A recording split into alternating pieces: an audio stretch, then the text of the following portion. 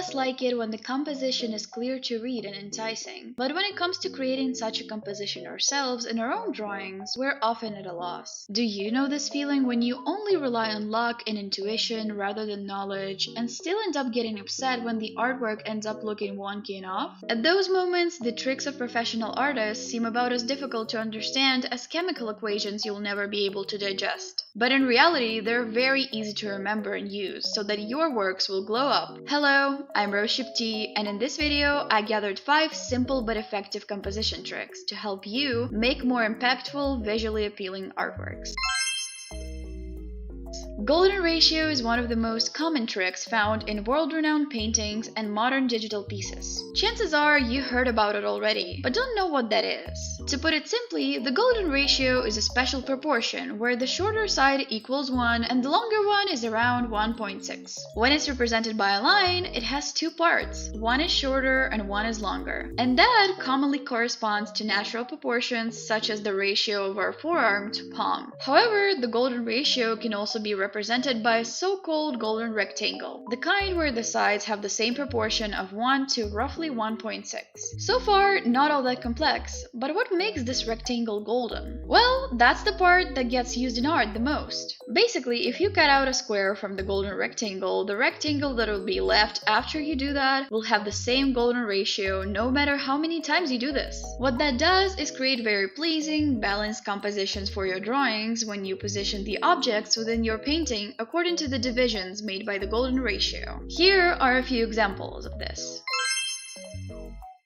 Fibonacci spiral is a term you've probably heard some fancy art critic use, since a lot of classical artists have obsessed over it. It's basically the most glorified composition building tool out there, but to put it as it really is, it's just a spiral fit inside of the rectangle with a golden ratio, and to draw the spiral, the Fibonacci number sequence was used. And listen, I'm sorry for the abundance of fancy sounding terms in mathematics, but the good news is, you don't actually need to know the exact specifics of that math to make good art. This video isn't an algebra crash course, so for the intents and purposes of explaining it, the Fibonacci sequence is basically a string of numbers described centuries ago by the mathematician Fibonacci. And that sequence of numbers strangely corresponds with a lot of natural tendencies, such as the amount of petals found on different types of flowers. In composition though, the Fibonacci spiral is relevant not just because it reminds us of natural patterns such as a snail shell or a hurricane, but because it fits the golden ratio like a glove. That means that roughly basing the composition of the drawing on the curve of the Fibonacci spiral results in interesting, eye-catching images. And listen, if ancient architects and oil painters used it to create pieces of art for the history, so could you. If that still sounded confusing though, check out how it's actually applied and it's going to click.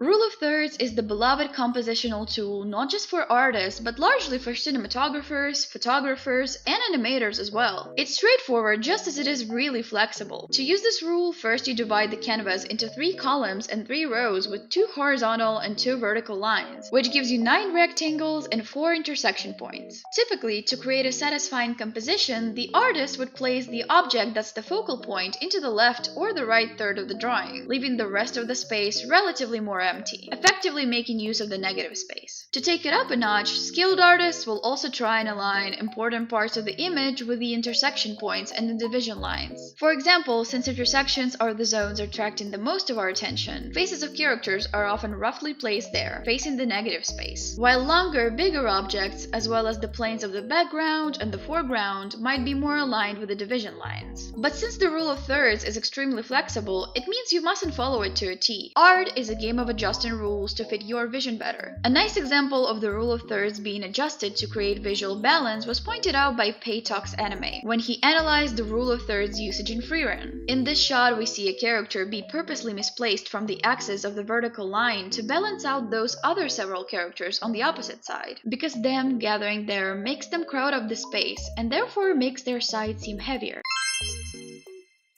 If you've ever wanted to create a composition where intimidation and power or helplessness are emphasized, playing with the scale of your drawing is your best tool. But to do that, you first have to know what scaling is and how it's perceived in our human brains. Here's what a college professor once told me at a workshop. While there are many types of shots in cinematography, all of which vary in scale, such as close-ups or long shots, the measurement of scale in cinematography is an ordinary human. That means that what truly defines whether the cinematic frame is a close-up or a long shot is how the human body coincides in size with an object that's being portrayed. In practice, it works like this. A shot you might think is a close-up of a train turns out to be a long shot once the human body enters the frame. What that means for composition in artworks is that to make an object seem large, you only need to make the human body next to it seem tiny, and vice versa. To make objects seem tiny, you need to show their size in comparison to, let's say, a palm or a fingernail. It might seem primitive and intuitive, but it's super powerful thanks to that simplicity, and being consistent with the object sizes as compared to a human body creates believability.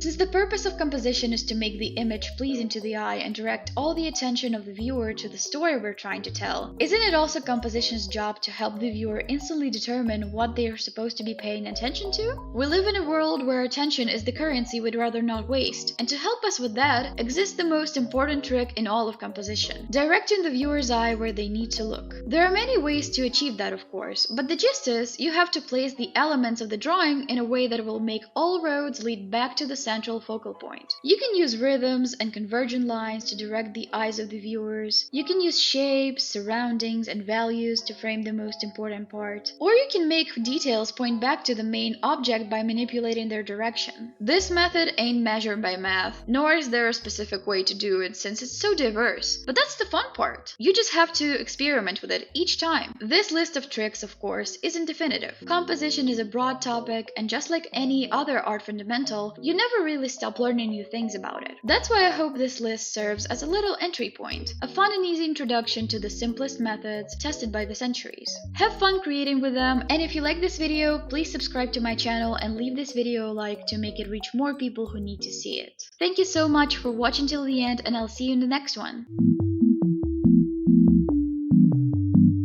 What the dog doing?